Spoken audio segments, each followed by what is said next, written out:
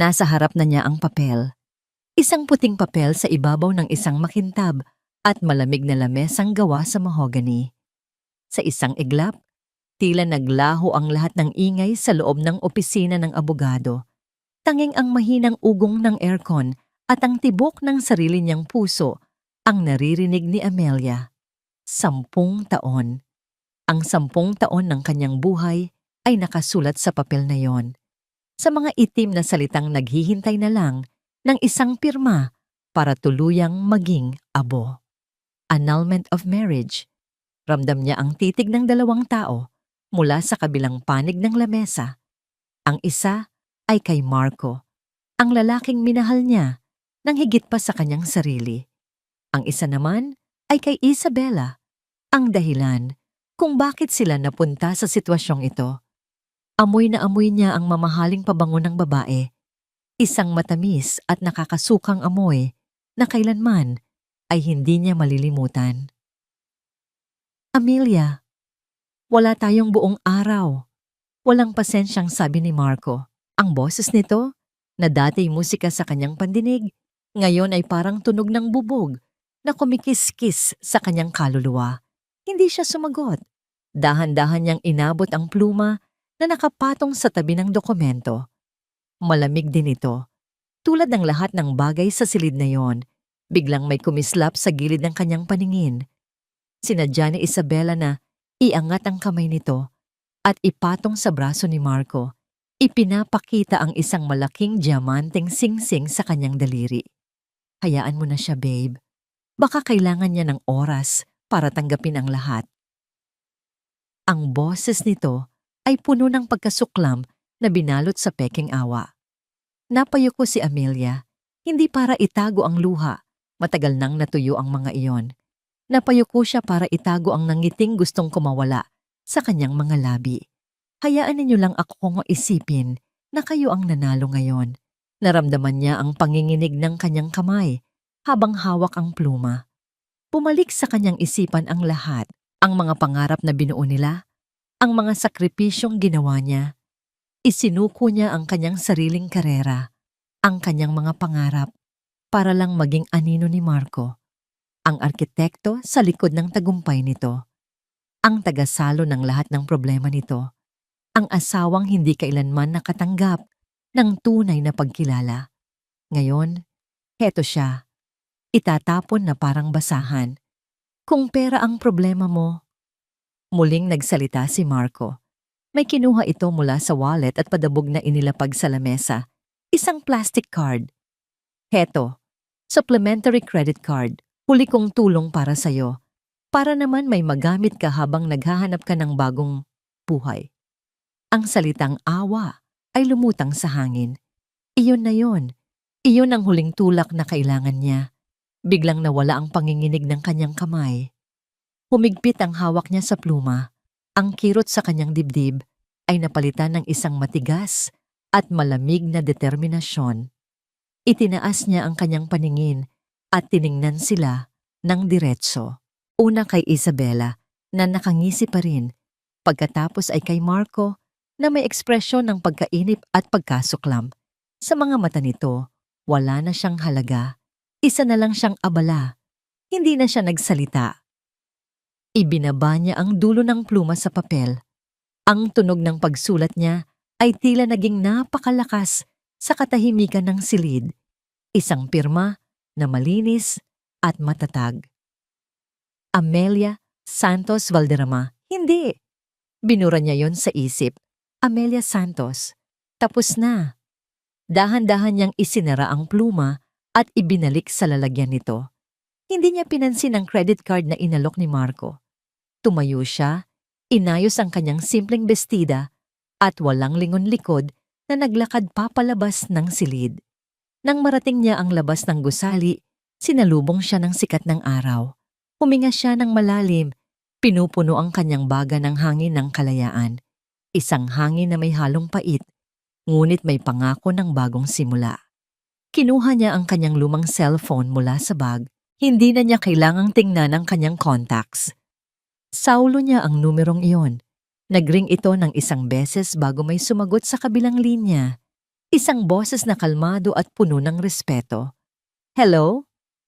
"Attorney De Leon," mahinang sabi ni Amelia. Ngunit ang bawat salita ay puno ng bigat at kapangyarihan. "Ako ito, si Amelia." Tumahimik siya sandali.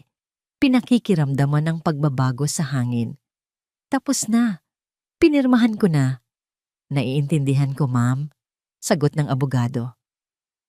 Ngumiti si Amelia, isang tunay na ngiti sa unang pagkakataon sa araw na yon. Isang nangiting hindi umabot sa kanyang mga mata dahil ito ay para sa hinaharap. "Oras na po," sabi niya. Gabi. Sa isang mamahaling restaurant kung saan ang mga ilaw ay kasing kinang ng mga alahas ng mga parokyano, masayang nagbubuhos ng wine si Marco sa kopita ni Isabela. "To us," sabi niya. Itinaas ang kanyang baso. "To our new beginning." Walang nang sagabal. "To us, babe." Masayang sagot ni Isabela at nagbanggaan ang kanilang mga kopita. Busog na sila sa masasarap na pagkain at sa pakiramdam ng tagumpay. Si Marco ay hindi pa naging ganito kasaya.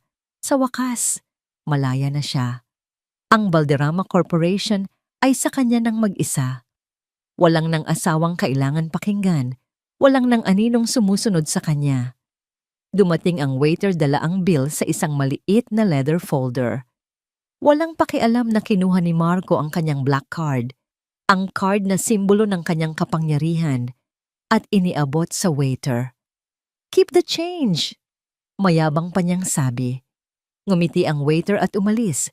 Si Isabela naman ay abala sa pagkuha ng litrato ng kanilang dessert para sa social media. Lumipas ang ilang minuto. Napansin ni Marco na hindi pa bumabalik ang waiter. Kumunot ang noo niya. Karaniwan ay mabilis lang ang transaksyon. Maya-maya, bumalik nga ang waiter, ngunit may kasama itong manager ng restaurant.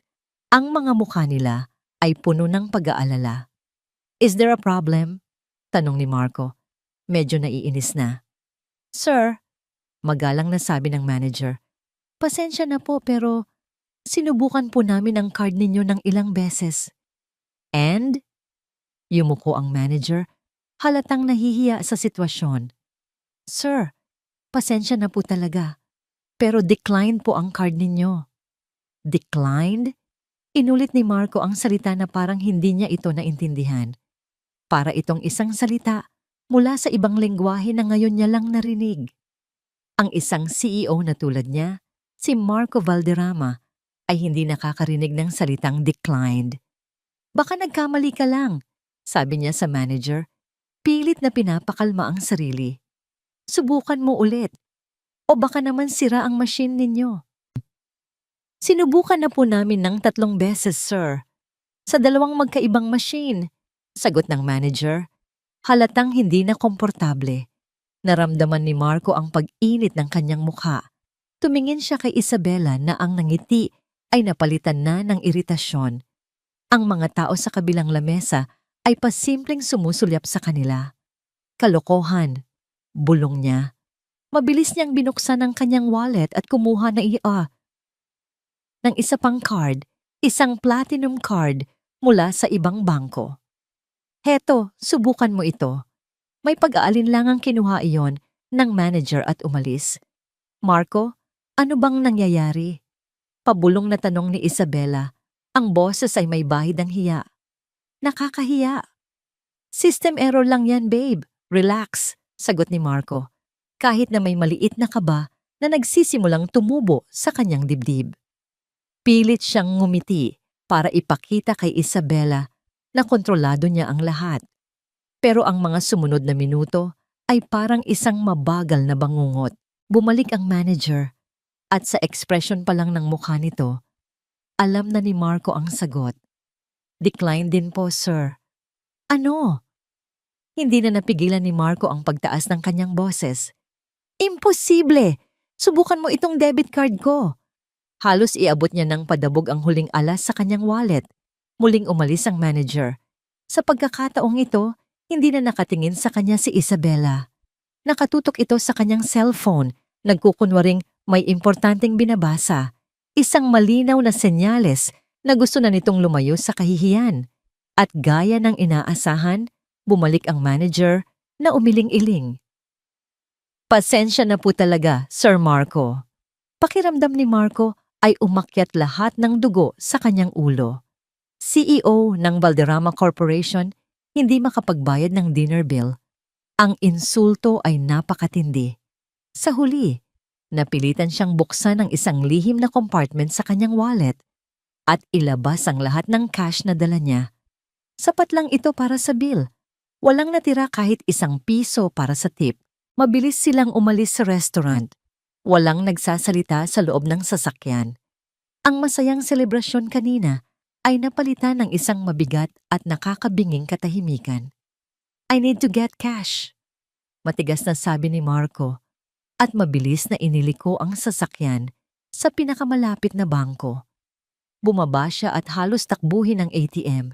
Ipinasok niya ang kanyang card, tinaype ang kanyang PIN, at pinindot ang withdraw. Insufficient funds. Napamura si Marco ng malakas. Sinubukan niya ulit. Mas maliit na halaga. Insufficient funds. Anong kalokohan to? Sigaw niya sa makina. Pabalik-balik siya sa kotse at nagmaneho papunta sa isa pang ATM ng ibang bangko. Ganoon pa rin ang resulta. Parang may isang hindi nakikitang pader na humaharang sa kanya mula sa sarili niyang pera. Pagbalik niya sa sasakyan, sa pangatlong pagkakataon, puno na ng pagkabigo at galit ang kanyang mukha. So ano na? Tanong ni Isabela. Hindi na itinatago ang pagkainis. Paano na yung pinapabili kong bag at yung trip natin sa Amanpulo next week? Bayad na ba yon? Parang bombang sumabog ang mga tanong na yon kay Marco. Kinuha niya ang kanyang cellphone at mabilis na tinawagan ang personal bank manager niya. Isang taong kaya niyang tawagan kahit hating gabi. Roberto, Marco Valderrama here. Bungad niya nang sagutin ang tawag. What the hell is going on with my accounts? Lahat ng cards ko declined. Hindi ako makapag-withdraw.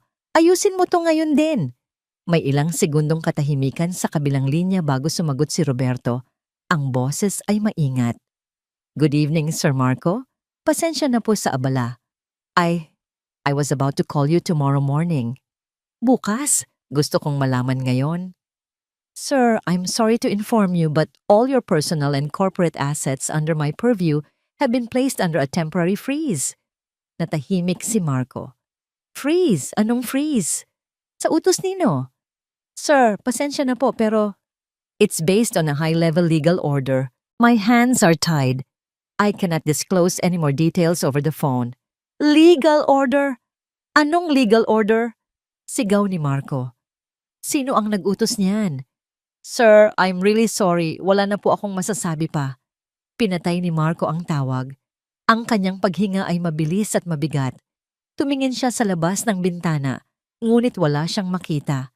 Ang kanyang isip ay naghahanap ng kasagutan. Isang business rival? Isang investigasyon ng gobyerno?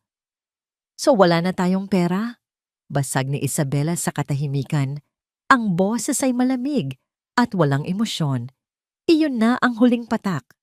Sa isang iglap, ang lahat ng pagkalito, kahihiyan, at kawalan ng kapangyarihan ay nagsama-sama at naging purong galit. Ah! Isang malakas na sigaw ang kumawala mula kay Marco. Buong lakas niyang ibinato ang kanyang mamahaling cellphone sa dashboard ng kotse. Nagkabasag-basag ang screen nito. Napasigaw sa takot si Isabela at napasandal sa kanyang upuan. Humihingal, sinuntok ni Marco ang manibela. At sa gitna ng kanyang nagwawalang isipan, isang pangalan ang biglang lumitaw. Ang timing. Ang perpektong timing. Nangyari ang lahat ng ito ilang oras lang matapos niyang iwanan ang babaeng iyon sa opisina ng abogado. Imposible. Paano? Isa lang siyang simpleng may bahay. Wala siyang pera. Wala siyang kapangyarihan. Pero, kinuha niya ang cellphone ni Isabela. Nanginginig ang mga daliri niya habang hinahanap ang numero nito. Dinial niya. Nang sagutin nito ang tawag, isang boses na kalmado at pamilyar ang narinig niya. Hello? Naramdaman ni Marco ang pait sa kanyang lalamunan. Anong kalokohan ito, Amelia? Mahina ngunit puno ng pagbabanta niyang tanong. Anong ginawa mo? May sandaling katahimikan sa kabilang linya. Pagkatapos, nagsalita si Amelia. Ang boses niya ay walang bahid ng kahit anong emosyon. Malamig, matatag, at nakakakilabot. Ginawa ko lang ang nararapat, Marco. Ito pa lang ang simula. Ibinaba ni Amelia ang tawag. Hindi nagbago ang ekspresyon sa kanyang mukha. Walang bakas ng galit, walang bakas ng tagumpay. Tanging isang malalim at hindi matinag na kapayapaan ang makikita sa kanyang mga mata. Ibinalik niya ang luma niyang cellphone sa ibabaw ng isang maliit na mesang salamin. Nakatayo siya sa harap ng isang malawak na bintana na mula sahig hanggang kisame. Sa labas, ang mga ilaw ng siyudad ay kumikislap na parang isang kumot ng mga bituin na inilatag sa lupa. Ito ang tanawin mula sa penthouse ng pinakamataas na condominium sa buong distrito ng negosyo. Isang lugar na hindi kailanman nalaman ni Marco na umiiral. Isang toreng itinayo para sa isang reyna. Dahan-dahan siyang lumapit sa isang estante na puno ng mga libro. Ngunit sa gitna ng mga ito ay may isang silver picture frame. Kinuha niya ito. Larawan ito ng isang matandang lalaki na may mabait, ngunit matalas na mga mata. Si Don Ricardo Valderrama, ang kanyang yumaong biyenan. Habang hinahaplos niya ang malamig na salamin, bumalik sa kanyang alaala ang isang hapon. Halos 3 taon na ang nakalipas. Nasa hardin sila noon ng mansyon. Si Don Ricardo ay nakaupo sa kanyang wheelchair, nakabalot ng kumot ang mga binti. Mahina na ito noon, ngunit ang isipan ay kasing talas pa rin ng dati. Nakikita ko ang paraan ng pagtingin sa iyo ni Marco sa board meeting kanina, Amelia. Mahinang sabi ng matanda. Para kang isang palamuti na isinabit niya sa kanyang braso. Napayuko si Amelia. Tumagos sa puso niya ang mga salitang yon dahil totoo. Alam mo, Hija, pagpapatuloy ni Don Ricardo, ang pinakamalaki kong pagkakamali ay ang palakihin si Marco na iniisip niyang ang apelyidong Valderrama ay sapat na. Inakala niyang ang kapangyarihan ay minamana, hindi pinaghihirapan. Hinawakan nito ang kanyang kamay. Ang balat nito ay manipis at malamig, ngunit ang hawak ay mahigpit. Pero ikaw, nakita ko ang lahat ng ginawa mo. Ang bawat business plan, ang bawat market analysis na ibinulong mo sa kanya. Ang mga ideya na yon, sa'yo galing, hindi sa kanya. May pumatak na luha mula sa mata ni Amelia. Sa wakas, may isang taong nakakita. Ikaw ang tunay na Valderrama? Hija, sabi ng matanda. Ang boses ay puno ng pagsisisi at determinasyon. Hindi ang anak ko. At hindi ko hahayaang mabaliwala ang lahat ng sakripisyo mo. Ang alaalang yon ang nagbigay sa kanya ng lakas. Ibinalik niya ang picture frame sa estante at bumalik sa malaking lamesa sa gitna ng sala. Nakakalat dito ang mga folder. Hindi mga recipe book o magazine. Ito ay mga financial report, mga blueprint ng proyekto, at mga strategic plan ng Valderrama Corporation. 10 taon niyang inipon at pinag-aralan ang mga ito sa lihim. Binuksan niya ang isang folder na may markang Mindanao Expansion Project. Naalala niya ang gabing hindi siya natulog para tapusin ang proposal na ito. Pagkatapos, ipinasa niya ito kay Marco.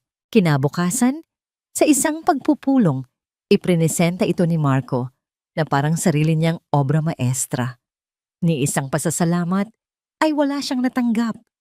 Isinara niya ang folder. Hindi na mahalaga iyon. Ang mahalaga ay ang hinaharap.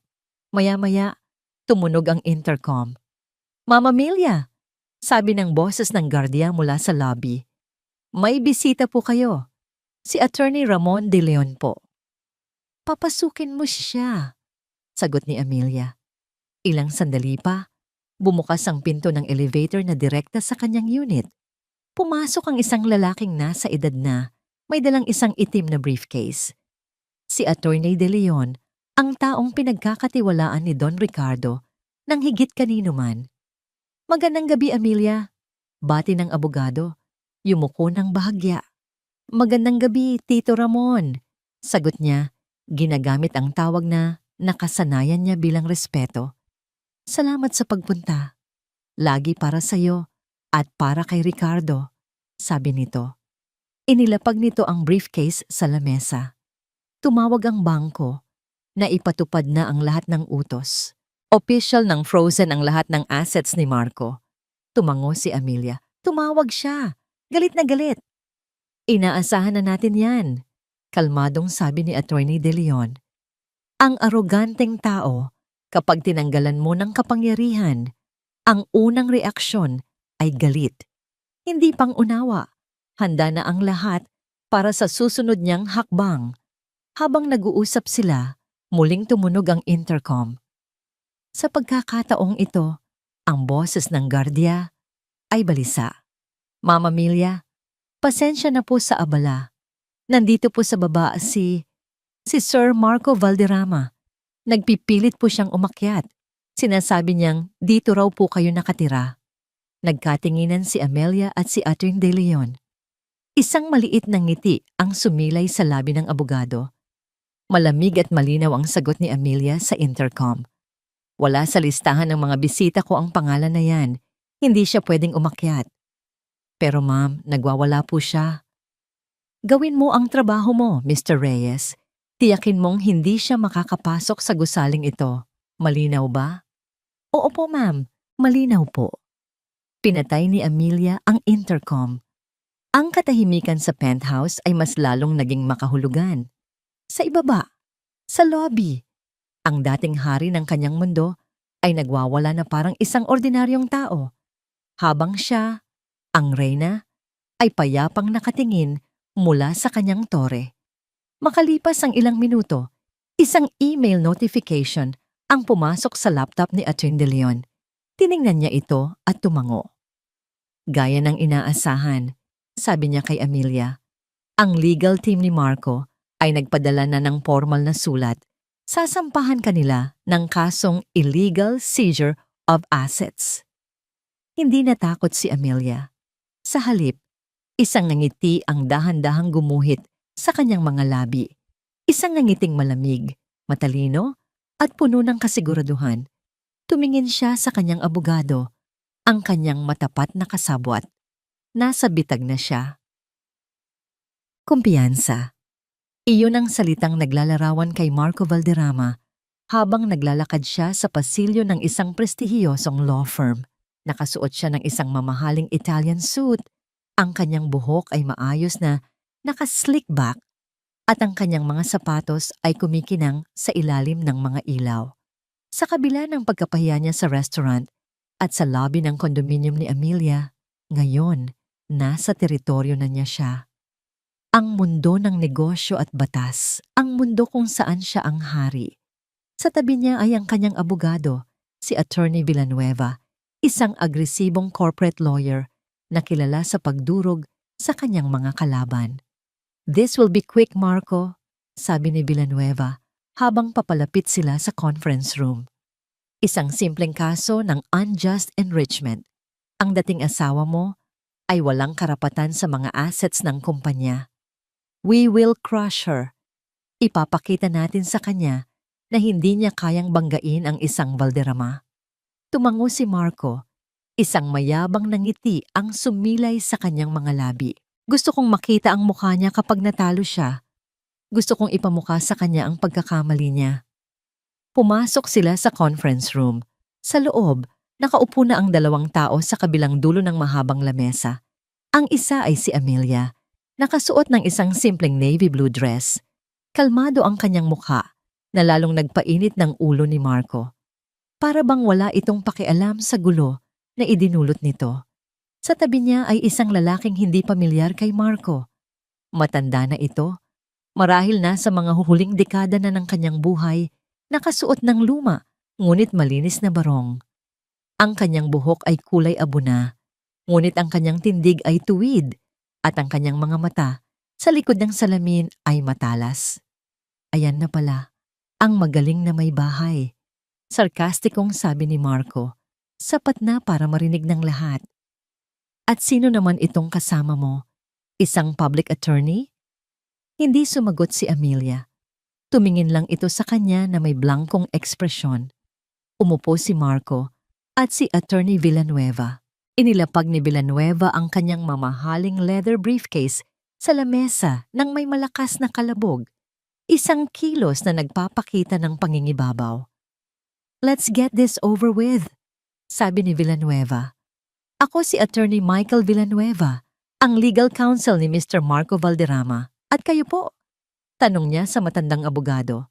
Dahan-dahang itinaas ng matanda ang kanyang ulo. Tiningnan niya si Villanueva. Pagkatapos ay ibinaling ang kanyang tingin kay Marco.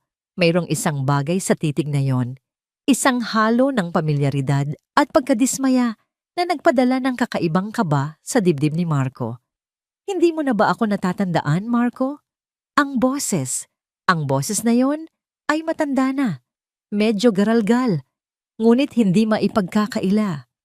Isang boses na narinig niya sa lahat ng mahahalagang okasyon ng kanyang pamilya noong bata pa siya. Isang boses na huli niyang narinig sa libing ng kanyang ama. Biglang nanuyo ang lalamunan ni Marco. Ang kanyang pagiging arogante ay unti-unting napalitan ng pagkalito. Pagkatapos ay ng pagkabigla. "Titito?" "Ramon?" Nanginginig niyang tanong. Si Attorney Ramon de Leon, ang kanang kamay ng kanyang ama. Ang pinakamatapat na kaibigan at legal advisor ni Don Ricardo Valderrama sa loob ng halos 50 taon. Ang taong itinuring niyang pangalawang ama noong nabubuhay pa ang kanyang tatay. Nawala ang nangisi sa mukha ni Attorney Villanueva. Maging siya ay nakilala ang pangalan. Isang alamat sa legal community, isang taong matagal nang nagretiro. Anong ginagawa ninyo rito?" Naguguluhang tanong ni Marco. "Akala ko, nasa probinsya na kayo?" Tumayo si Attorney De Leon. Ang kanyang mga kilos ay mabagal ngunit puno ng bigat at awtoridad. "Bumalik ako, Marco, dahil meron akong isang huling tungkulin na kailangang gampanan." Tumingin siya kay Marco nang may lungkot sa mga mata. "Narito ako para tuparin ang huling habilin ng iyong ama." Pakiramdam ni Marco ay para siyang binuhusan ng isang baldeng nagyayelong tubig. Biglang bumigat ang hangin sa loob ng silid. Ang multo ng kanyang ama ay tila biglang lumitaw sa pagitan nila. Ang habilin ni Papa? Halos pabulong na, sabi ni Marco. "Pero matagal nang naayos yon. Ako ang tagapagmana ng lahat." "Hindi ng lahat, Marco." Mahinahong sagot ni Attorney De Leon. Binuksan ng matandang abogado ang kanyang lumang briefcase. Sa loob nito, hindi mga makakapal na legal books ang laman, kundi isang manipis, kulay krema na folder na may selyo. Dahan-dahan niya itong inilabas at ipinatong sa gitna ng lamesa. Ang kilos ay solemne, na parang isang sagradong ritual. "Bago tayo magsimula, sa kasong isinampa mo laban kay Amelia," sabi ni Attorney De Leon. Ang kanyang boses ay umalingaw-ngaw sa katahimikan ng silid. "Mas makabubuting basahin mo muna ito." Itinulak niya ang folder papunta sa direksyon ni Marco. Ang titig niya ay hindi nagbabago. Ito ang isang codicil, isang huling pagbabago sa testamento ng iyong ama na ipinagawa niya ilang linggo bago siya pumanaw. Napatingin si Marco sa folder. Pagkatapos ay kay Amelia na nanatiling tahimik at hindi gumagalaw. Pagkatapos ay bumalik ang tingin niya kay Attorney De Leon na ngayon ay parang isang hukom na naghihintay ipataw ang kanyang sentensya. Ito ang tinatawag naming pagpapatuloy ni Attorney De Leon. Ang bawat salita ay tumatagos sa puso ni Marco. The Queen's Clause. The Queen's Clause. Ang mga salitang yon ay umalingaw-ngaw sa isipan ni Amelia, ngunit hindi ito nagdulot ng pagkabigla. Sa halip, nagdulot ito ng isang alon ng alaala, isang halo ng pait at pasasalamat. Habang nakatingin siya sa namumutlang mukha ni Marco sa kabilang panig ng lamesa, Ang kanyang isip ay lumipad pabalik sa isang silid ng ospital na amoy gamot at papalapit na pamamaalam. Ilang linggo bago pumanaw si Don Ricardo. Nakatayo si Amelia sa tabi ng kama. Inaayos ang unan sa likod ng kanyang biyenan. Payat na ang matanda. Ang dating malakas na boses nito ay isa na lamang mahinang bulong. Ngunit ang mga mata nito ay nanatiling buhay, matalas, at nakikita ang lahat. Amelia, hiyad, sabi ni Don Ricardo. Ang paghinga ay mabigat. Maupo ka. Sumunod si Amelia. Umupo sa isang silya sa tabi ng kama at hinawakan ng kamay ng matanda. May ipinagawa akong pagbabago sa aking huling habilin, diretsong sabi nito. Si Ramon, na ang bahala sa lahat. Mayroon kang hindi alam tungkol sa kanya. Higit pa sa isang abogado, siya ang aking konsensya.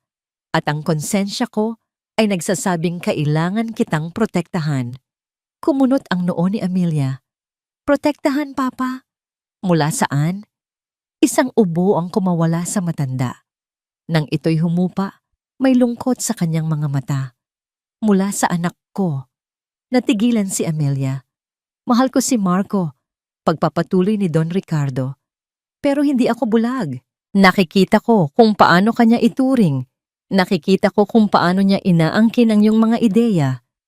Nakikita ko kung paano kaunti-unting nawawala sa kanyang anino. Nag-init ang mga mata ni Amelia, ngunit pinigilan niya ang pag-iyak. Naalala mo ba noong iprinisenta ninyo ang plano para sa Valderrama Towers? Tanong ng matanda.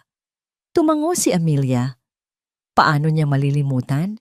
2 linggo siyang puyat para buuin ang konsepto. Mula sa architectural design hanggang sa financial projections, lahat ay galing sa kanya. Si Marco ay abala noon sa paglalaro ng golf kasama ang mga potensyal na investor.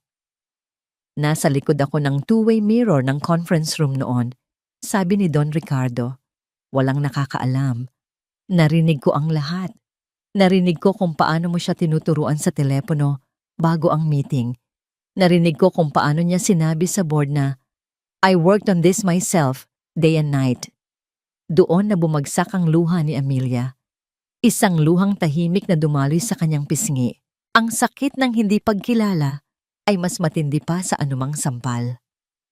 Sa araw na yon, sabi ni Don Ricardo, humigpit ang hawak sa kanyang kamay.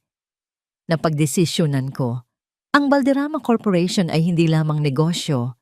Ito ang aking legado. At ang legadong ito ay nararapat lamang sa taong may tunay na talino at puso para dito. At ikaw yon, Hija. Pero Papa, asawa niya ako. Ang sa kanya ay sa akin din. Isang mapait na ngiti ang sumilay sa labi ng matanda. Ang pag-ibig ay kayang maging bulag, Amelia, at ang kapangyarihan ay lason. Paano kung dumating ang araw na mawala na ang pag-ibig?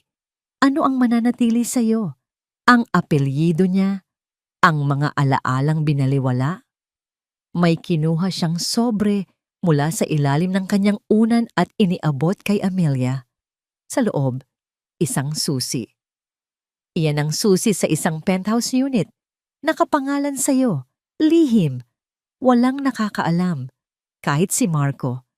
Gamitin mo ito kapag kailangan mo ng lugar para mag-isip o para magplano. Pagkatapos, tinitigan niya si Amelia ng diretso sa mata. At tungkol sa kumpanya, nag-iwan ako ng isang regalo para sa iyo, isang safety net, o marahil isang sandata. Nakadepende sa kung paano mo ito gagamitin. Ibinibigay ko sa iyo ang 51% ng voting shares ng Valderrama Corporation. Nanlaki ang mga mata ni Amelia. Papa, hindi ko po matatanggap yan. Hindi mo pa ito makukuha ngayon. Putol ni Don Ricardo. May kondisyon, isang napakahalagang kondisyon. Ang pagmamay-aring ito ay mananatiling tulog, hindi aktibo, hanggat ikaw ay asawa pa ni Marco Valderrama. Pero kapag dumating ang araw na hindi ka na niya asawa, sa anumang dahilan, annulment, legal separation, o kamatayan. Sa sandaling iyon, at sa sandaling iyon lamang, ang 50% ay automatikong lilipat sa iyong pangalan. Ito ang The Queen's Clause. Dahil kapag ang isang hari ay naging bulag, dapat merong isang reyna na handang iligtas ang kaharian. Habang nakaupo sa conference room, ang mga salitang iyon ay bumalik kay Amelia ng buong linaw. Sa loob ng 10 taon, nabuhay siya sa ilalim ng anino ni Marco. Ngunit sa loob din ng 10 taon na yon, may hawak siyang isang lihim na pangako mula sa taong tunay na nakakita ng kanyang halaga. Hindi ito isang plano para sirain si Marco. Isa itong plano para iligtas ang sarili niya. Nag-angat siya ng tingin mula sa kanyang pagbabalik-tanaw.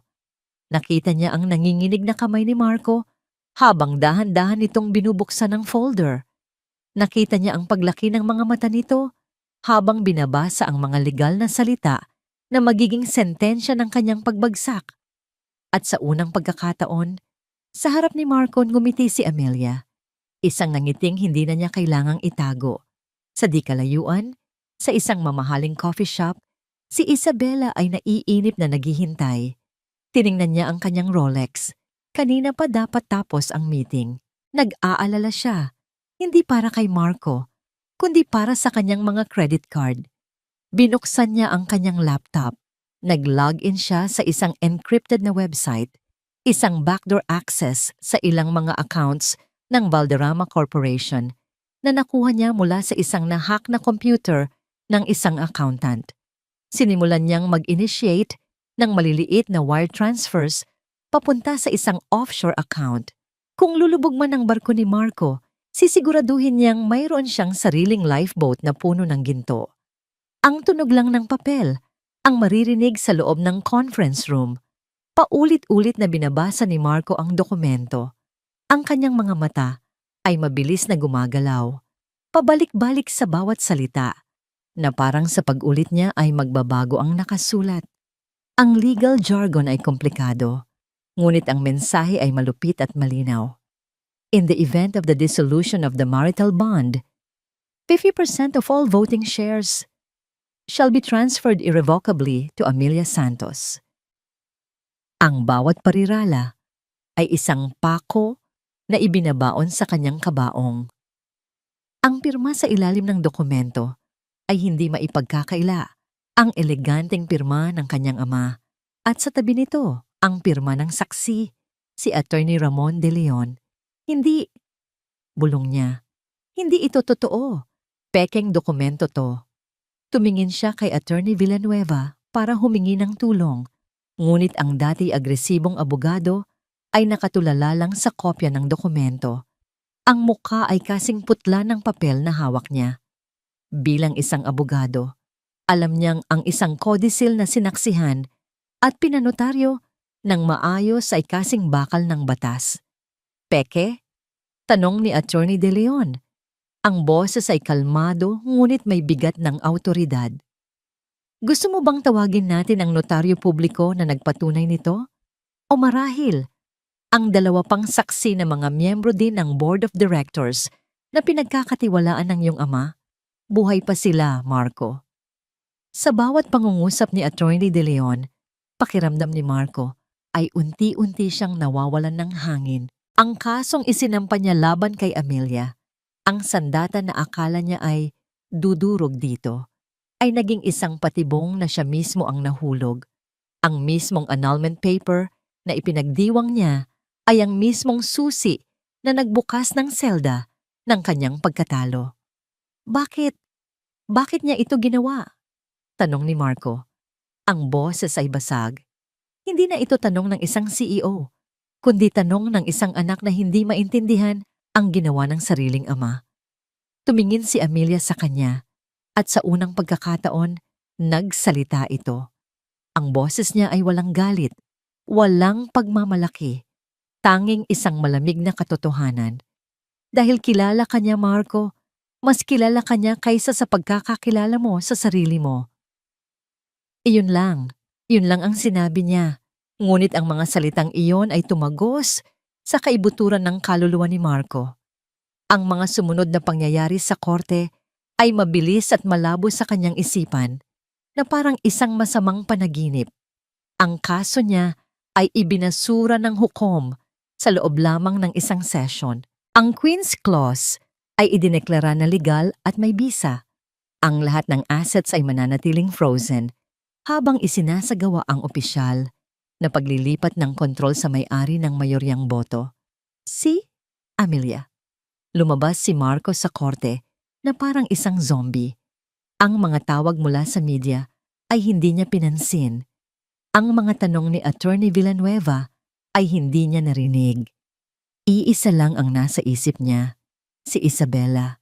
Kailangan niya si Isabela, ang kanyang tropeo, ang kanyang kanlungan, ang tanging bagay na natitira sa kanya. Minaneho niya ang kanyang sasakyan ng mabilis. Ang isip ay blanko. Pagdating niya sa parking lot ng kanilang penthouse, ang lugar na dati simbolo ng kanyang tagumpay, mayroon siyang naramdamang kakaibang katahimikan. Pagbukas niya ng pinto, ang katahimikan ay sumalubong sa kanya. "Babe, I'm home!" Sigaw niya. Walang sumagot. Pumasok siya sa sala. Ang lahat ay maayos. Masyadong maayos. Pagkatapos, napansin niya, ang mga mamahaling vase na binili ni Isabela ay wala na. Ang mga painting na pinili nito ay nawawala. Mabilis siyang naglakad papunta sa kanilang walk-in closet. Ang dibdib niya ay kumakabog ng malakas. Pagbukas niya ng pinto, isang malawak na espasyo ang bumungad sa kanya. Ang lahat ng designer bags, sapatos, at damit ni Isabela ay naglaho. Ang kanyang mga alahas ay wala na sa kaha. Ang tanging natira sa panig ni Isabela ay mga basyo ng sabitan. Sa ibabaw ng kanyang vanity table, may isang maliit na piraso ng papel. Isang page na pinilas mula sa isang notepad. Kinuha niya ito. Ang sulat kamay ni Isabela ay magulo. Halatang minadali. "Sorry. Good luck." 2 salita lang. Walang paliwanag. Walang pamamaalam. Isang malamig na pagtalikod. Napatawa si Marco. Isang tawang walang saya. Isang tawang puno ng kabaliwan. Tumawa siya hanggang sa ang tawa niya ay naging isang hikbi. Isang tunog ng isang taong. Tuluyang nawalan ng lahat. Biglang tumunog ang kanyang cellphone. Isang numero mula sa kanyang opisina. Ang CFO ng kumpanya. Sinagot niya ito. "Sir Marco," sabi ng CFO, ang boses ay nag-aalala. "Sir, we have a huge problem. May nag-flag ang aming system ng series of unauthorized international wire transfers sa nakalipas na 2 araw. Malaking halaga, sir. At ang trail. It leads back to a shell corporation na nakalink sa pangalan ni Miss Isabela Cruz. Para itong isang huling suntok sa sikmura. Hindi lang siya iniwan, ninakawan pa siya. Ginamit. Niloko. Binitawan ni Marco ang kanyang cellphone. Bumagsak ito sa makapal na carpet ng walang tunog. Dahan-dahan siyang napaluhod sa gitna ng walang laman na silid, napapalibutan ng mga multo ng kanyang kayabangan. Wala na ang pera, wala na ang kapangyarihan, wala na ang babaeng pinagpalit niya sa lahat. Nawala ang hari sa sarili niyang kastilyo. Sa gitna ng kanyang paghihinagpis, isang malakas na katok ang narinig niya mula sa pintuan.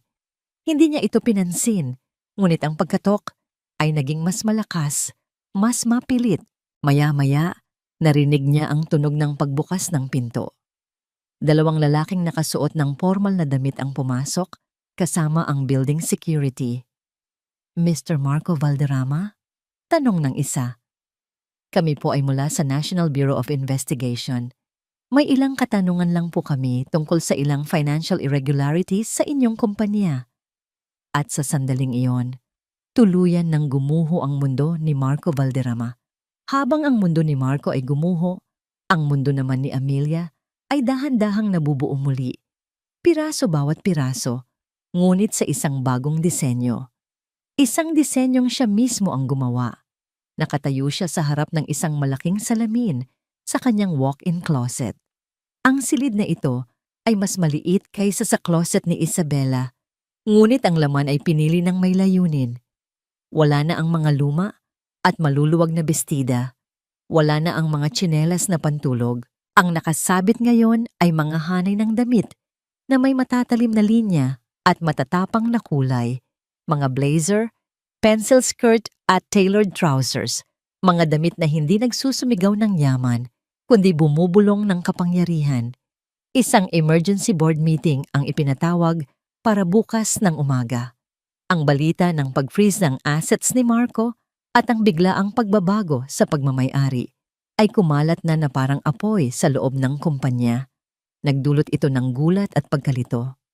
Ngayon, kailangan nilang harapin ang bagong realidad. Kailangan nilang harapin siya. Kinuha niya mula sa sabitan ang isang itim na power suit. Hinawakan niya ang tela nito. Makinis, matibay, ibang-iba sa mga bulaklakin at malalambot na damit na nakasanayan niyang isuot para lang magustuhan ni Marco. Habang isinusukat niya ito, isang montage ng mga pagbabago ang naglaro sa kanyang isipan. Ang unang araw pagkatapos ng desisyon ng korte. Ginugol niya ito, hindi sa pagdiriwang, kundi sa pag-aaral. Kasama si Atty. De Leon, sinuri nila ang bawat dokumento, bawat ulat, bawat numero ng Valderrama Corporation sa nakalipas na 3 taon.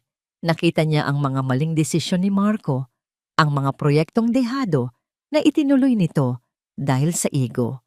Nakita niya ang mga butas na kailangan niyang takpan. Ang pangalawang araw, tumawag sa kanya ang isa sa mga board member, si Mr. Jimenez, isang matandang lalaki na dati tinatawanan lang ang kanyang mga opinyon kapag nagkakaroon sila ng mga family dinner. Amelia, Hija, nabalitaan ko ang nangyari. Congratulations! Masiglang bati nito sa telepono. Alam mo, matagal ko nang sinasabi sa sarili ko, itong si Amelia, may ibubuga talaga. Kung kailangan mo ng suporta sa board, just let me know. I'm on your side. Hindi sumagot si Amelia. Hinayaan niya lang ang katahimikan na magsalita. Ang pekeng papuri ay mas malinaw pa sa anumang sigaw. Salamat sa tawag, Mr. Jimenez. Magkita na lang tayo sa meeting bukas. Malamig niyang sagot bago ibaba ang tawag. Natutunan na niyang kilalanin ang mga oportunista. Ngayon, ang ikatlong araw. Ang araw ng paghahanda. Isinuot niya ang blazer. Tamang-tama ang sukat na parang ginawa para sa kanya. Tumingin siya sa kanyang refleksyon. Ang babae sa salamin ay pamilyar, ngunit iba. Ang kanyang buhok ay nakatali sa isang mababang, eleganteng bun. Ang kanyang mukha ay may lighted makeup, sapat lang para bigyang diin ang kanyang mga mata. Mga matang hindi na nagpapakita ng kalungkutan, kundi ng isang matalas na intelihensya at hindi matinag na determinasyon. Wala na ang may bahay. Ang naroon ay isang CEO, isang leader, isang reyna. Kinuha niya ang isang pares ng itim na stiletto heels. Noong una, hindi siya sanay magsuot ng mga ito. Ngunit sa nakalipas na mga araw, nagsanay siyang maglakad sa mga ito sa loob ng kanyang penthouse, pabalik-balik. Hanggang sa ang bawat hakbang ay naging matatag, balanse at puno ng kumpiyansa. Tumunog ang kanyang cellphone. Si Atty. De Leon. Handa ka na ba para bukas, Amelia? Ipinanganak akong handa, Tito Ramon. Naghintay lang ako ng tamang panahon. Sagot niya. Mabuti. Papunta na ako dyan, dala ang huling folder na kailangan mo. Ang quarterly performance review. Gusto kong makita mo ito bago mo sila harapin. Salamat. Hihintayin kita. Pagkatapos ng tawag, lumakad siya papalabas ng closet. Ang tunog ng kanyang mga takong sa sahig na gawa sa marmol ay umalingaw-ngaw sa katahimikan ng kanyang penthouse. Bawat tunog ay isang deklarasyon.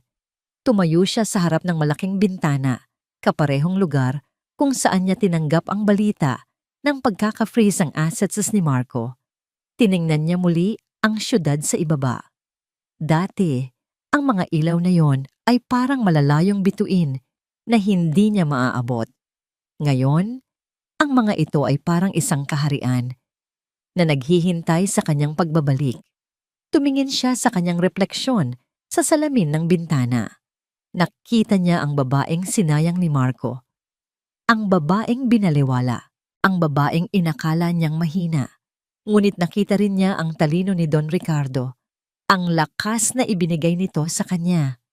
At ang kapangyarihan na matagal nang natutulog sa loob niya na ngayon ay gising na. Bukas, haharapin niya ang mga taong dating minamaliit siya. Bukas, babawiin niya ang trono na nararapat sa kanya. Bukas, makikilala ng lahat ang tunay na Valderrama. Huminga siya ng malalim. Isang hiningang hindi na puno ng kaba o takot, kundi ng purong adrenaline. Dahan-dahan siyang naglakad papunta sa pintuan, handa nang salubungin si Attorney De Leon. Handa nang salubungin ang kanyang kinabukasan. Ang pinto ng boardroom bukas ay magbubukas. At sa pagbukas nito, isang bagong kabanata ang magsisimula. Ang silid ay malamig, ngunit pinagpapawisan si Marco. Nakatayo siya sa harap ng Board of Directors ng Valderrama Corporation. Ang mga mukha na dati tumitingin sa kanya ng may paghanga at respeto ay ngayon puno ng pag-aalinlangan at awa. Ang kanyang mamahaling suit ay lukot.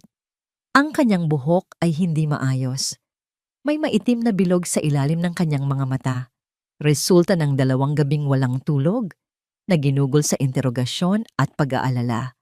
Pinalaya siya pansamantala, ngunit ang investigasyon ay nagpapatuloy. Ang kanyang mundo ay gumuho at ito na ang kanyang huling baraha, ang kanyang impluwensya sa mga taong ito. Mga ginoo, mga ginang. Nagsimula siya. Pilit na pinatatatag ang kanyang boses. Alam kong marami kayong tanong. Oo, may mga problema. Ngunit lahat ng ito ay isang malaking hindi pagkakaunawaan. Isang personal na issue na ginagamit ng aking dating asawa upang sirain ako. At ang kumpanyang ito, tumingin siya sa bawat isa sa kanila, sinusubukang pukawin ang kanilang katapatan. 10 taon, 10 taon nating pinagsamahan ito. Alam ninyo ang kakayahan ko. Alam ninyo kung paano ko pinalago ang Valderrama Corporation mula sa pundasyong iniwan ng aking ama. Itinuro niya ang upuan sa dulo ng lamesa, ang upuan ng CEO. At ngayon, gusto niyang kunin ang lahat ng yon? Sino siya? Isa lang siyang may bahay. Ano ang alam niya sa pagpapatakbo ng 1 bilyong pisong kumpanya? Magluluto siya ng adobo sa boardroom? Sisirain niya ang lahat ng ating pinaghirapan. May ilang umubo, ang iba ay napayuko, hindi makatingin sa kanya. Si Mr. Jimenez na tumawag kay Amelia ay abala sa pagtingin sa kanyang mga kuko.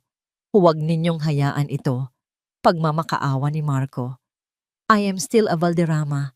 Ang dugong Valderrama ang nananalaytay sa kumpanyang ito. Huwag ninyong ipagkanulo ang tiwala ng aking ama. Click. Ang tunog ng pagbukas ng pinto ay pumutol sa kanyang talumpati.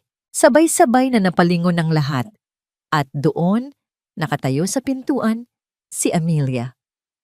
Pova, Amelia, humakbang si Amelia papasok sa silid. Ang tunog ng kanyang mga takong sa sahig ay kalmado at may ritmo, na parang isang marcha ng tagumpay.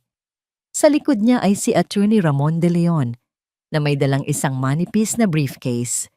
Ang lahat ng mata ay nasa kanya. Naramdaman niya ang kanilang gulat, ang kanilang pagtataka. Nakita niya ang itsura ni Marco, isang itsura ng isang taong nakakita ng multo. Ang dating aroganteng hari ay mukha ng isang pulubi sa sarili niyang palasyo. Hindi siya nagsalita. Naglakad siya ng diretso papunta sa bakanteng upuan sa tapat ni Marco. Ang bawat hakbang niya ay puno ng layunin. Nang maupo siya, inilapag niya ang kanyang mga kamay sa makintab na lamesa. Simple, kalmado, kontrolado. Magandang umaga sa inyong lahat, bati niya. Ang kanyang boses ay malinaw at matatag, walang bakas ng nerbiyos. Pasensya na kung naantala ako. May ilang mahahalagang bagay lang na kailangang ayusin. Wala kang karapatang mapunta rito, sigaw ni Marco, napatayo. Umupo ka, Marco. Malamig na utos ni Amelia, Hindi man lang tinitingnan ito. Ang kanyang atensyon ay nasa board. Tapos na ang iyong bahagi. Nagbukas ng bibig si Marco para sumagot. Ngunit si Attorney De Leon ay lumapit sa tabi ni Amelia at inilapag ang isang dokumento sa harap ng bawat board member. Ayon sa Section 4, Article 2 ng Bylaws ng Korporasyon, nagsimula si Attorney De Leon.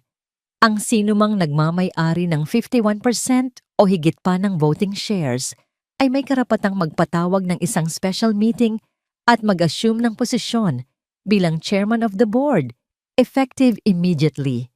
Ang dokumentong nasa harap ninyo ay ang legal na patunay ng pagmamay-ari ni Ginga Amelia Santos. Isang nakakabinging katahimikan ang bumalot sa silid. Isa-isang tiningnan ng mga board member ang dokumento. Pagkatapos ay tumingin kay Amelia na may bagong pagtingin. Isang halo ng takot at respeto. Pero wala siyang alam. Desperadong sabi ni Marco. Sa wakas, tiningnan siya ni Amelia. Ang kanyang mga mata ay walang awa. Talaga, Marco? Sa tingin mo, sa loob ng 10 taon, ano ang ginagawa ko sa bahay? Nagbibilang ng butil ng bigas? Tumingin siya sa board. Sa nakalipas na quarter, ang net profit ng kumpanya ay bumagsak ng 12%. Ito ay dahil sa pag-apruba ng Viridian Towers Project, isang proyektong dehado na itinuloy ni Mr. Valderrama sa kabila ng 3 independent feasibility studies na nagsasabing ito ay high risk at low reward. Nagulat ang board. Hindi nila alam ang detalyeng iyon. Iminumungkahi ko, pagpapatuloy ni Amelia, na i-divest natin ang ating shares sa Viridian Project at i-reallocate ang pondo sa ating Mindanao expansion. Isang planong matagal nang nakatingga, ngunit may potential na magbigay ng 30% growth sa susunod na 2 taon. Ang Mindanao expansion, ang plano na siya mismo ang sumulat. Namutla si Marco. Paano? Paano mo nalaman yan? Dahil ako ang sumulat ng planong yon, Marco. Sagot ni Amelia. Ang bawat salita ay isang sampal. Gaya ng pagsulat ko sa halos lahat ng matagumpay na plano ng kumpanyang ito sa nakalipas na dekada. Ang kaibahan lang ngayon, ako na ang magpapatupad nito. Tumingin siya kay Attorney De Leon. Ang unang mosyon, isang boto ng no confidence laban kay CEO Marco Valderrama. I second the motion, mabilis na sabi ni Mr. Jimenez. Isa-isang nagtaas ng kamay ang mga miyembro. Kahit ang mga dati tapat kay Marco ay walang nagawa. Ang numero at ang batas ay nasa panig ni Amelia. The motion is carried. Formal na idineklara ni Attorney De Leon. Mr. Valderrama, you are hereby relieved of your duties as CEO and member of this board. Napatulala si Marco. Napaupo siya sa kanyang silya na parang isang manikang pinutulan ng tali. Tumayo si Amelia. Lumakad siya papunta sa dulo ng lamesa, sa upuan ng CEO na inuupuan ni Marco. Huminto siya sa tabi nito. Hindi niya ito tiningnan. Dahan-dahan niyang inilagay ang kanyang kamay sa likod ng upuan. Ang kanyang mga daliri ay humawak sa mamahaling katad. Tumingin siya sa mga natitirang miyembro ng board. Ang susunod kong mosyon, ang paghirang sa akin bilang bagong chairperson at interim CEO ng Valderrama Corporation. Walang tumutol. Tumingin siya sa wakas kay Marco. Ang dating lalaking tinitingala niya, ang lalaking minahal niya ay nakatingin sa kanya na may luha sa mga mata. Isang luha ng pagkatalo, pagkalito, at pagsisisi. Ngunit para kay Amelia, huli na ang lahat. Get out! Mahina niyang sabi, ngunit umalingaw-ngaw ito sa buong silid. Get out of my boardroom! 2 security personnel ang tahimik na pumasok sa silid at lumapit kay Marco. Hinawakan nila ito sa braso. Hindi na pumalag si Marco, para siyang isang kaluluwang walang katawan. Habang inilalabas siya, ang huling nakita niya ay si Amelia, na dahan-dahang umuupo sa kanyang trono. Lumipas ang 6 na buwan. Ang matatalim na sinag ng papalubog na araw ay tumatago sa salaming bintana ng opisina ng chairperson. Ngunit ang liwanag na ito ay hindi na nakakasilaw. Para kay Amelia, ito ay isang mainit at pamilyar na yakap. Nakatayo siya, hawak ang isang tasa ng mainit na tsa at pinagmamasdan ng abalang syudad sa ibaba. Ang dati tore ng kanyang kalungkutan ay naging sentro na ng kanyang kapangyarihan. Ang opisina ni Marco noon ay pag-aari na niya ngayon. Pinalitan niya ang madilim na leather at mahogany ng mas magaan na kulay at modernong kasangkapan. Mas maraming halaman, mas bukas na espasyo. Isang lugar na sumasalamin sa kanya. Ang Valderrama Corporation, sa ilalim ng kanyang pamumuno, ay hindi bumagsak. Sa katunayan, ito ay umunlad. Ang mabilis niyang desisyon na i-divest mula sa Viridian Towers at ibuhos ang pondo sa Mindanao expansion ay nagbunga agad ng positibong resulta. Ang stock ng kumpanya ay tumaas ng 20%. Ang tiwala ng mga investor ay bumalik, mas matatag pa kaysa dati. Ang mga board member na dati minamaliit siya ay ngayon ang kanyang pinakamatapat na mga taga-suporta. Natutunan nilang igalang hindi lang ang kanyang posisyon, kundi ang kanyang talino at paninindigan. Ang may bahay ay naging isang alamat sa corporate world. Ma'am Amelia? Napalingon si Amelia. Ang kanyang executive assistant, isang bata at matalinong babae na nagngangalang Rina, ay nakatayo sa may pinto. Nandito na po si Attorney De Leon. Papasukin mo siya, Rina, at pakidalhan mo kami ng kape. Sige po, ma'am. Pumasok si Attorney De Leon. May dalang ngiti sa kanyang mga labi. Mukhang maganda ang nagiging epekto sa iyo ng upuang iyan, Amelia. Salamat sa lahat ng tulong mo, Tito Ramon, sabi ni Amelia, ngumiti pabalik. Hindi ko ito magagawa kung wala ka. Ginawa ko lang ang habilin ni Ricardo at sigurado ako kung nasaan man siya ngayon, ipinagmamalaki ka niya. Umupo sila sa maliit na lounge area ng opisina. May balita ako, sabi ni Attorney De Leon. 2 bagay. Una, tungkol kay Isabella Cruz. Tumango si Amelia handang makinig. Nahuli siya sa Bali, Indonesia. Sinubukan niyang magbukas ng bagong bank account gamit ang pekeng pasaporte dahil sa international warrant na inilabas natin na extradite siya pabalik dito kahapon. Haharapin niya ang kasong large-scale estafa. Halos lahat ng perang ninakaw niya ay na-recover. Hindi nakaramdam ng galit si Amelia. Hindi rin siya nakaramdam ng saya. Tanging isang pakiramdam ng pagsasara ng isang kabanata. Si Isabella ay isang sintomas lamang ng sakit, hindi ang sakit mismo. At ang pangalawa? Tanong niya. Nag-aalangan sandali si Attorney De Leon. Tungkol kay Marco. Sa pagbanggit ng pangalan, isang saglit na katahimikan ang namagitan sa kanila. Kinailangan niyang ibenta ang lahat ng natitira niyang ari-arian. Ang mga sports car, ang mga relo, pati na ang bahay na tinitirhan ng kanyang ina para makapagpiyansa sa mga kasong isinampa ng mga investor na nalugi sa Viridian Project. Malinis ang pangalan mo doon dahil napatunayan nating wala kang kinalaman sa desisyong yon. Ngayon, nakatira siya sa isang maliit na apartment sa Quezon City, puno ng utang at walang gustong kumuha sa kanya bilang empleyado. Pinikit ni Amelia ang kanyang mga mata. Inasahan niya ang balitang ito, ngunit ang marinig ito ay may dalang kakaibang bigat. Wala na ang puot. Wala na ang pagnanais na maghiganti. Ang naroon na lang ay isang bakas ng lungkot para sa lalaking minsan niyang minahal at para sa buhay na kanilang sinayang. Naiintindihan ko, mahina niyang sabi. Pagkatapos ng pag-uusap nila, nagpaalam na si Attorney De Leon. Naiwan muli si Amelia sa kanyang opisina. Kinuha niya ang kanyang cellphone at binuksan ang kanyang contacts. Hinanap niya ang pangalan ni Marco. Ang larawan nito ay nandoon pa rin. Isang kuha mula sa isang bakasyon nila sa Paris. Maraming taon na ang nakalipas. Masaya sila noon. O inakala niyang masaya sila. Tinitigan niya ang numero. Walang galit lang. Walang awa.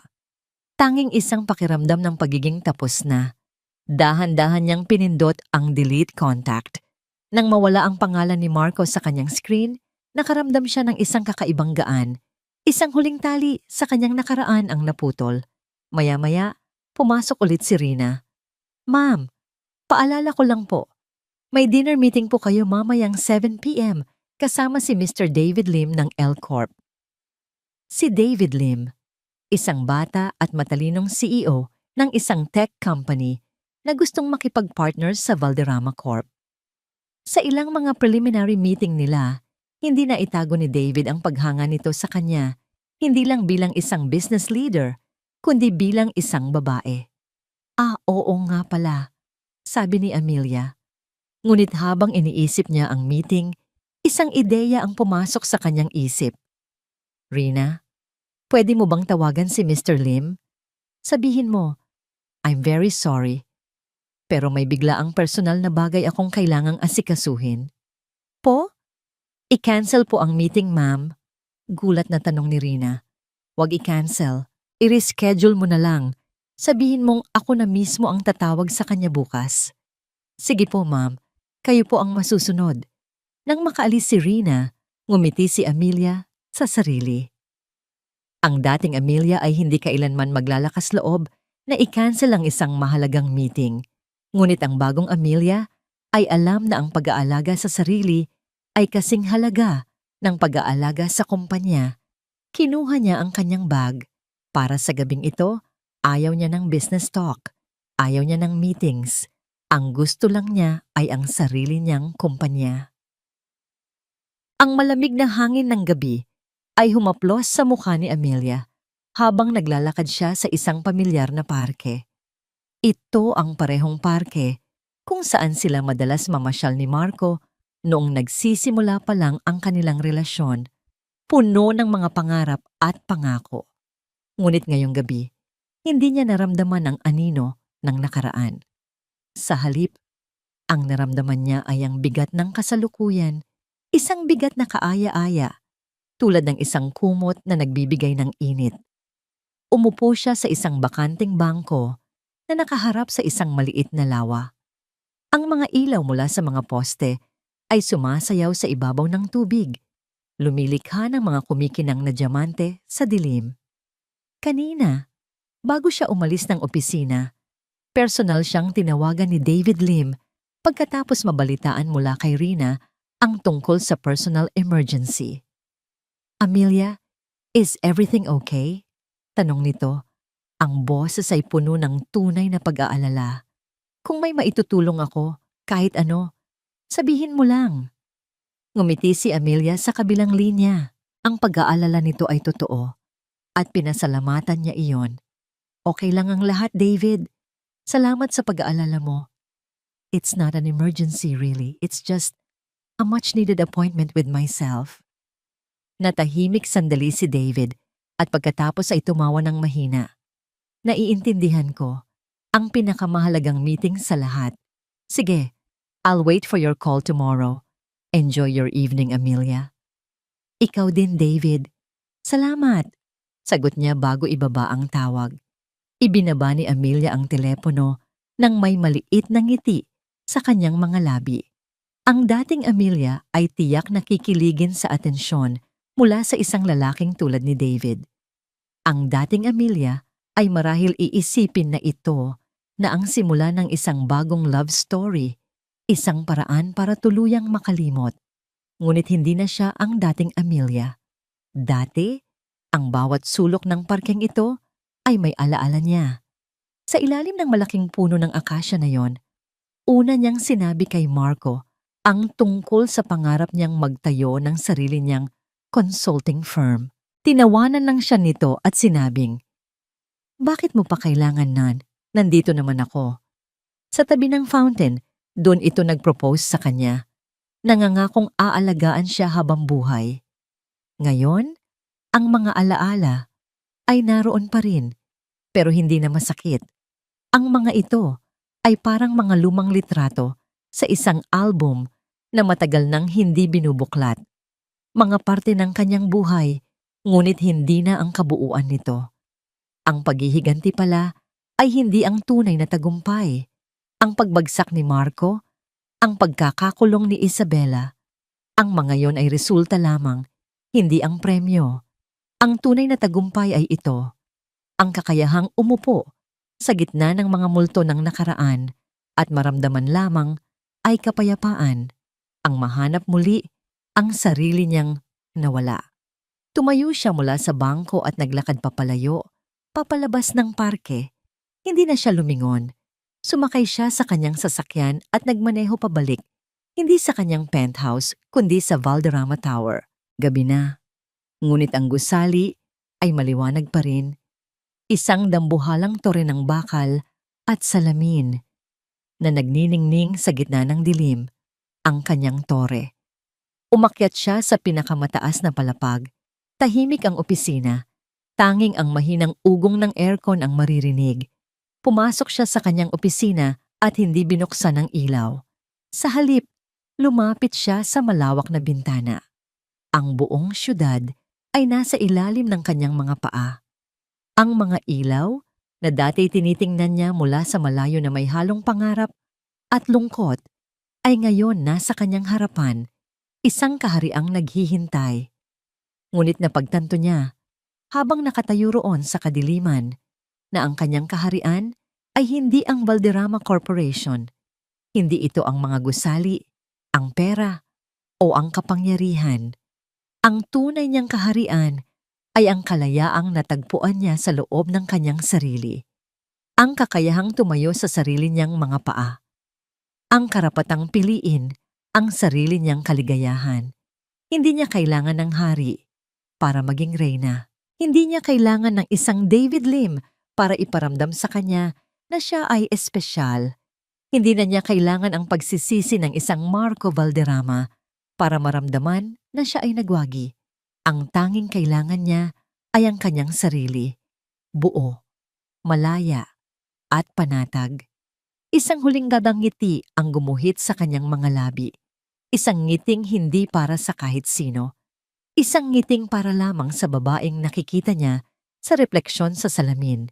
Isang babaeng matapang, matalino, at sa wakas, maligaya. Dahil sa huli, natutunan ni Amelia Santos na siya mismo ang kanyang sariling reyna. At ang kanyang paghahari ay ngayon pa lang nagsisimula. At dito nagtatapos ang kwento ng pagbangon ni Amelia. Maraming salamat, mahal kong tagapakinig, sa iyong paglalakbay kasama ko sa bawat kabanata. Bawat salita na aking isinulat ay may kasamang pag-asa na ang kwentong ito ay hindi lamang isang simpleng libangan, kundi isang salamin na maaring sumalamin sa ating mga sariling karanasan. Habang binubuo ko ang pagkatao ni Amelia, mula sa kanyang tahimik na pagtitiis hanggang sa kanyang maningning na tagumpay, naramdaman ko ang bawat sakit, bawat pag-asa at bawat patak ng kanyang luha. Ang kanyang kwento ay isang paalala sa ating lahat, lalo na sa mga kababaihan na minsay nakakalimutan ang sariling halaga, na ang tunay na lakas ay hindi nasusukat sa kung gaano karami ang kaya nating isakripisyo, kundi sa tapang na piliin ang ating sarili kapag hindi na tayo pinahahalagahan. Naway ang paglalakbay ni Amelia ay mag-iwan sa inyo ng inspirasyon, isang paalala na sa kabila ng sakit ng kataksilan at pait ng nakaraan, palaging merong pagkakataon para sa isang bagong simula. Isang simula na hindi nakadepende sa pag-ibig o pagkilala mula sa iba, kundi sa pagmamahal na matatagpuan natin sa ating mga sarili. Ang inyong pakikinig at pagsuporta ang nagsisilbing buhay sa bawat kwentong aking nililikha. Hangad ko na marinig ang inyong mga saloobin. Ano ang pinakapumatak na aral sa inyo mula sa kwento ni Amelia? Mangyaring iwanan ang inyong komento sa ibaba. Hanggang sa ating susunod na pagkikita sa panibagong kwento ng pag-ibig, pag-asa at buhay. Muli, mula sa kaibuturan ng aking puso, maraming salamat.